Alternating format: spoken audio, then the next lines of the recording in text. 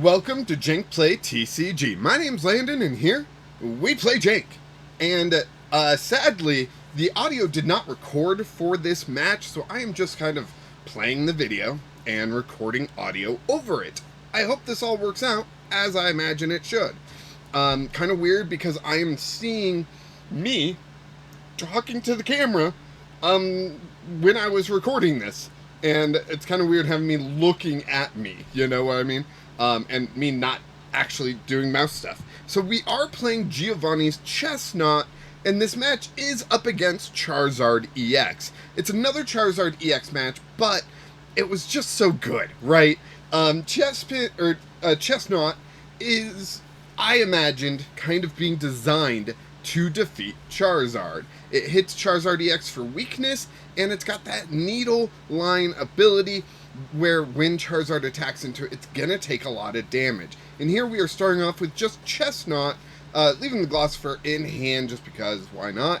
Our opponent mulliganed again, which is just going to lead to us drawing one extra card. That is one more card more likely to draw into Battle VIP Pass, because, of course, I did not start with it in my starting hand, because I never do. That's my issue with Battle VIP Pass. It's always a dead card in my deck. I understand it's powerful when you get it. When you don't get it, it's just terrible.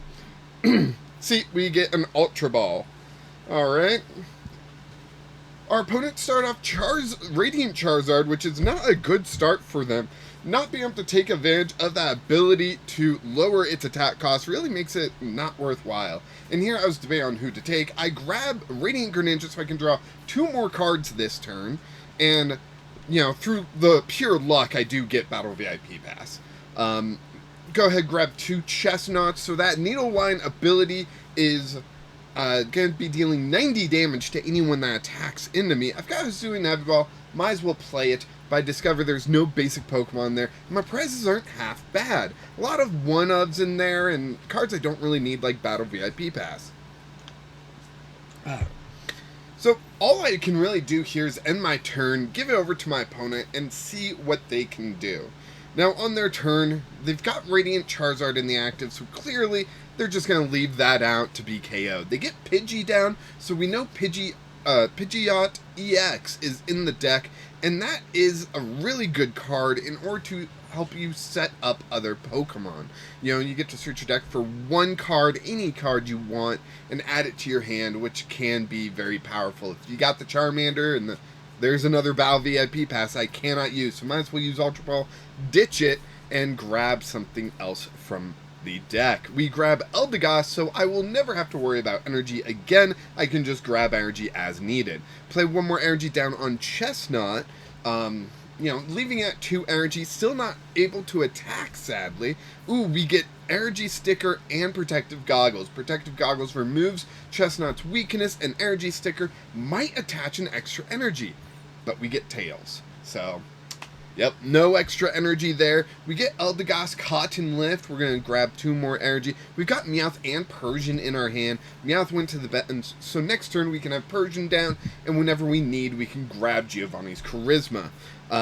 Concealed cards gets us 2 more cards. We've got 3 energy in hand. That Super Rod isn't a bad idea, but we're going to go ahead and pass our turn. Probably hold on to it, so next turn we can play it down, then Eldegoss and grab more energy. Rare Candy coming down, getting that Pidgeot EX out, and now I'm in trouble. They're able to grab whatever they need. So they can grab a Charmander this turn, they can grab a Rare Candy next turn, and they can grab a Charizard the turn after that, and be ready to go. So, quick search is going to happen here. They're going to grab a card.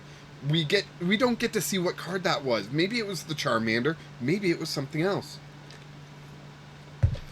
And they play Jacques, so they're able to get their evolutions, which is scary, but we have Iono in hand, so we know that they are not going to be able to evolve up, because we are going to Iono, which is going to move all of both of our hands to the bottom of our decks, and we draw 6 brand new cards. They grab 2 Charizard EXs. Those will be on the bottom of the deck next turn. They're gonna have to search them out with Pidgeot, since they only grabbed the Charizard, I am assuming that they have rare candy in hand, and so let's go ahead, Iono, get rid of that, and give ourselves a brand new hand. Then we've got Eldegoss and Persian that can search out the core cards that we need, Energy and Giovanni's Charisma. We get another Energy Sticker, so we can flip for, to see if we can accelerate some energy. Ooh, we get 2 of them, actually. Hey, maybe we can get 2 energy. We get 1 heads, that's beautiful, we'll accelerate the energy. We did play that Super Rod, so we don't have another energy in the discard pile yet, but next turn, we should. We're going to go ahead, Cotton Lift, get cards out of the deck, so our top decks and our concealed cards are getting us more of what we want, right? And touchdown, nope. First doing Persian. Good call, pass, Landon.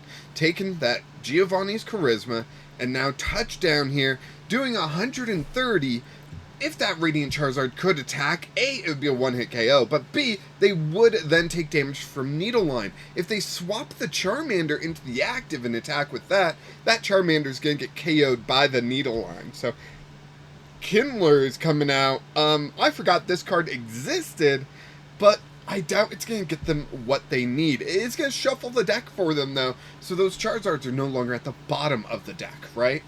So they get 2 cards, any 2 cards out of the top 7. They get another Charmander down, but do they evolve? That's the big question here. They have 1 Charmander that's been down for a turn. They can evolve it into a Charmeleon or Rare Candy Charizard EX.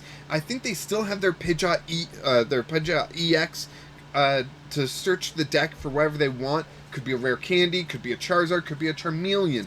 I would pick a Charmeleon this turn, but we don't get to see what they grab, so who knows. And then we just sit here and wait. And I believe this is the turn where my opponent really started taking their time.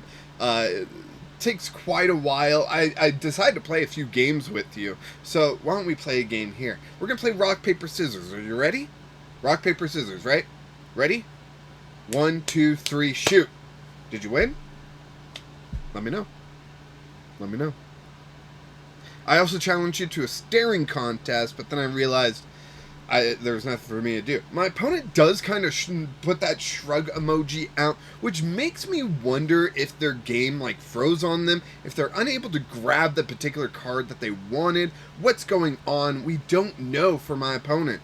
All I do know is that this turn is relatively uneventful. I remember them not evolving this turn, which confused the heck out of me. And, we'll just have to see what they do? I don't know. Yeah, and we're just sitting here. Just sitting here waiting. Grab yourself a nice snack. I just ate my dinner. I've got my soda with me. I'm feeling pretty good. Feeling pretty good. How are you? You doing good? I hope so. I'm dressed for Pokemon. I'm recording this just before I go to my weekly league. I believe for the Limited League. If you don't know what that is, check out, search the channel for Limited League. Tonight, I believe, is trade night, which is always such a big deal. Everyone trading cards with everyone else, trying to optimize their strategy that they're going for. A lot of new players have joined the league, so that's going to mean a lot more trades are going to be happening this week. And generally, everyone is pretty excited. Last week, with the pack week, everyone opened up packs and we're already talking, hey, I'll trade you this for it. And I offered someone cash for some of their cards. So we'll see if that's going to be allowed. But yeah, let's see. I'm just basically doing my standard turn, attaching energy, grabbing cards out of the deck. So when I go to top deck or concealed cards, I get more of the cards that I want. We knock out the Radiant Charizard. Who are they going to put in the active? If they put the Charmander in the active, it's going to get KO'd by Needle Line. So Pidgeot EX is going to come out into the active here. Now, Pidgeot is able to grab any card from the deck. Last turn, if they did grab, say, a Rare Candy or a Charizard, this turn they can grab the other piece of that puzzle and have a Charizard EX out. But, if I remember correctly, there's some sort of issue that they're dealing with. They weren't able to get that Charizard Rare Candy combo, and they didn't evolve, or maybe they evolved into Charmeleon. It took them a while, I remember. So yeah, let's just go ahead and see what happens. But again, it's my opponent's turn. They're searching their deck, and it's going to take a little while, right? So, but the I did later on think if they played an Entei or Entei V in the deck, that would have been very powerful. They play Magma Basin, so they can accelerate energy. And they could have gotten 2 energy on that Entei and start attacking and hitting some good numbers, because my bench is completely full. Sadly, that did not happen. I'm wondering why. Why are, like, Charizard EX decks not playing Entei V? I feel like it's just such an obvious choice, right? Maybe someone out there can correct me, can tell me why Entei V is not the obvious partner for Charizard. You can be attacking with the Entei V early on, it only takes 2 energy, and it lets you draw cards. Yes, it's got lower HP, I think it's 230, just like Chesnaught here, but it's still a fast attacker, where currently in these Charizard decks, it's only Radiant Charizard who's a fast attacker, and that's a late game attacker. And then you've got a Pidgeot EX, which is a stage 2, and a Charizard EX, which is a stage 2. So what am I missing here, right? Why not play the Entei? Let me know down in the comments.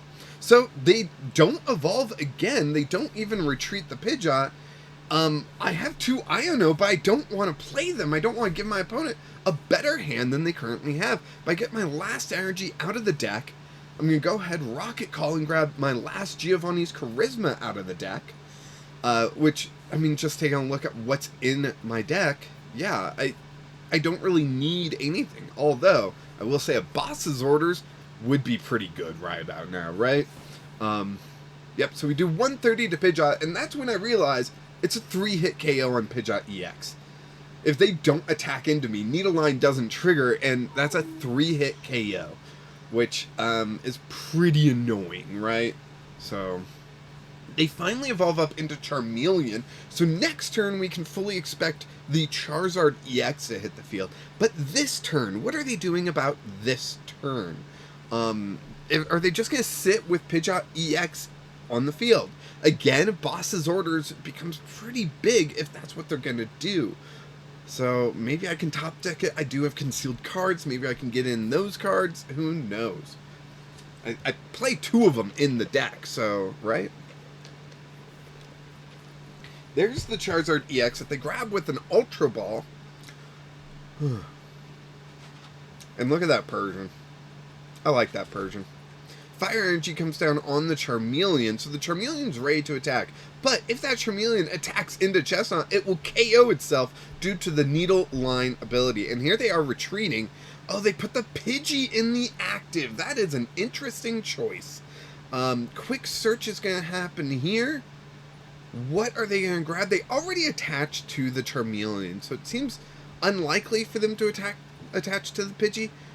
But maybe they have something up their sleeve that lets them attach to the Pidgey. Although if the Pidgey attacks, it will KO itself. So I'm also sitting at only taking 1 prize, which means Charizard is... oh, there's the rare candy. Charizard EX comes out onto the field on the other Charmander. They're going to accelerate some energy using Charizard EX. I would do 2 on the Charizard, 1 on the Pidgey, retreat the Pidgey. Oh, wait, they can't retreat the Pidgey. Never mind. If they have Switch or something in hand, they could get that Pidgey out of the active. But they do attach an energy to Pidgey. Maybe they were hoping to... oh, did I bump my mouse or something? I think I did. What's going on? Don't know why the timeline thing is there, but yeah. Pidgey attacks into Chesnaught, doing 20 damage... and getting itself KO'd due to the Needle Line ability. Sad to see.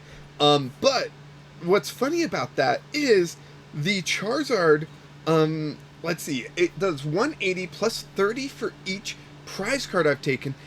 Me getting that KO on Pidgey actually means Charizard gets a 1-hit KO on Chesnaughts now, which is Not a great thing, but we can still trade pretty well. So my opponent puts Charizard EX in the active. I don't understand this. Putting Pidgeot would have made way more sense, as I can't KO it this turn. I'm missing it by 20 damage, but here I get to attack into the Charizard first, although I did get that boss's orders. I was going to use that boss's orders, except for the fact they put my target in the active. So now if the Charizard EX attacks into Chesnaught, yes, it will KO the Chesnaught, but I will get the return KO with Nidoline, and you can't see it because it's behind my window here, but I do have a Chesnaught V in hand, so I'll just promote another Chesnaught, play down that Chesnaught V, and be ready to go. So what does my opponent do this turn? They can quick search for another Charizard EX, they can retreat into that Charizard EX, but then I'll still be one-hit KOing that Charizard because it'll take Nidoline damage, and then I have boss's orders to target a weak Charizard. So either way, I just don't see it playing out for my opponent. Obviously, they don't know what's in my hand, or maybe they're playing Judge or Iono, and they're going to mess up my hand later on, removing that boss's orders from when I really need it. They power up the Pidgeot, which is fine. 120 is not bad, but that Nidoline damage is what's going to be key here. So Nidoline does trigger. It's going to KO the Charizard EX, and while we both take 2 prizes, it means I'm still closer to victory than my opponent. Alright, so my plan here is to boss up the Charizard EX, attack into it, and then, you know, it'll be ready for just one more hit or one more Nidoline to take care of it. The Pidgeot I don't want to attack into, because if they don't attack into me, I'm not getting the KO off that, right? But they put the Charizard into the active, and now it's my turn. I get to play down the other Chesnaught V, the final Chesnaught V. We got Energy Sticker, which I get heads! I get to accelerate energy from the discard. I can put it on the brand new Chesnaught V. I can attach an energy to it, and it'll be ready to go. I'm even going to do Giovanni's Charisma to accelerate some energy, so I can have more energy throughout the field, and just feel more confident about my setup going forward. So, we're going to touch down doing 260 to this Charizard, and now if that Charizard attacks into us, they get KO'd. If the Pidgey attacks into us, they'll take Nidoline damage, and then on my turn, I will KO it. So I'm not seeing a way out for my opponent. This is where that Entei V would really come in handy. They would be able to get it down onto the field pretty easily, probably not with a level ball, but with a Nest Ball or Ultra Ball, get down on the field. I do know this turn they grab a Magma Basin. That would accelerate 1 energy. Then they can play an energy. But that Giovanni's Charisma, removing an energy from that Charizard EX, means it can't retreat without attaching an energy to it. So they would still need something else like an Energy Sticker and flipping heads on that to accelerate enough energy to retreat the Charizard, attack with the Entei. And that's a lot to ask for in one turn. Could it happen? Heck yes, which is why I'm wondering, why no Entei V? Maybe the person doesn't have Entei V, so they had to make their list without it. But I have not heard anyone talking about Entei V in Charizard, and I think that could be a real solid pick. It's like Raikou in Miraidon, right? Raikou doesn't technically hit as hard as Miraidon, but it's got utility to it. It's less energy, and it draws cards, so... But it also has 1 retreat cost, which makes it easier to pivot and all that stuff. So there's reasons, don't get me wrong, but I think Entei V and Charizard just makes sense. So they do attack into the Chesnaught, and this is the end of the match. They're going to take Nidoline damage. We'll both take 2 prizes, but those are my last 2 prizes, while my opponent still has 2 prizes remaining. So that is victory for Giovanni's Chesnaught yet again. Absolutely fantastic. Love how this played out. It played out pretty perfectly for us. Even getting boss's orders when we need it was pretty useful, and we were just able to really command this whole setup. Thank you to my opponent for putting up such a great match. They really tried with Charizard, but Chesnaught is a tricky one to play around because of that Nidoline ability. you're gonna take damage every time you attack, and that damage is gonna add up, which is gonna lead to a Chesnaught victory. Giovanni's Chesnaught put in the work. Thank you so much for watching. Go ahead and like this video, subscribe to the channel so you don't miss out on tomorrow's video, which will be the final Giovanni's Chesnaught video. Let's see who our opponent is, how that plays out. I'm super excited. Are you? I've also got another deck that I'm working on for next week, which is super exciting. I've been working on it for quite a while. I was actually working on it before I made this Giovanni's Chesnaught, so hopefully it's good enough. Be sure to check out the Discord as well, where, you know, there's a bunch of awesome deck builders there, and they're all fantastic. Great community. Highly recommend it. What else can I say? Oh, right. And of course, until next time, keep playing Jank.